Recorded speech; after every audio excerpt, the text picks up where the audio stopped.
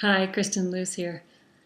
I just had a meeting with a client this morning. What she said is if I'm primarily interested in a physical relationship, like sex, yes, absolutely, and touching, cuddling, being close, and as she added, and being just basically kind to each other.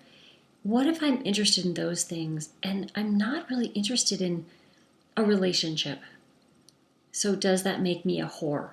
That's what that's where her mind went with it is if I really primarily want a physical relationship, that's not okay as a woman. When I asked her if she could absolutely know that that's true, she waited for a long time searching to see. It was so ingrained in her. It was so ingrained in us. How do we react when we believe that thought? How many of us pull back, withhold, don't share our enthusiasm, our affection? We self blame, we feel shame, intense shame around our natural human sexuality. The thing that really kind of blew this whole thing out of the water is we both got to see together that when we believe that we're some kind of whore, if we want those things, then we have this great stake in not looking like that's what we're doing. And what do? We ask our partners for payment to show us that that's not what we are. Because I don't want to believe that about myself. I don't want to see myself or be seen in that way. So if I'm going to be sexual with you, then I need you to come and like show up and do the relationship things and do the emotional things and do the bonding thing and maybe give me a ring or marry me or whatever. So, which one is the whore? Which one is the one that's asking for payment? With the thought that that makes me bad and disgusting and reprehensible, that's when I start asking for payment from somebody.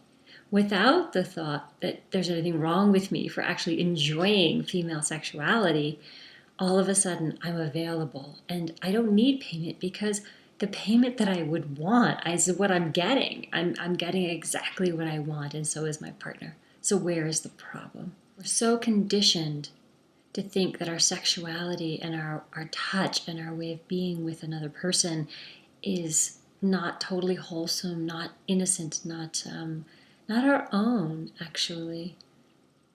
And what if that were freed up? What if we could actually just love and adore each other without the labels and the shame? The mind and the culture would tell us that we would do, I don't know what we would do, something terrible that would harm us and others, that we would be wanton, that we would be brazen, that we would be, and it really heralds back in many of our minds and in this culture to being burned at the stake, which actually happened for a lot of women who were free in their femininity and their female sexuality. But is that what's happening now?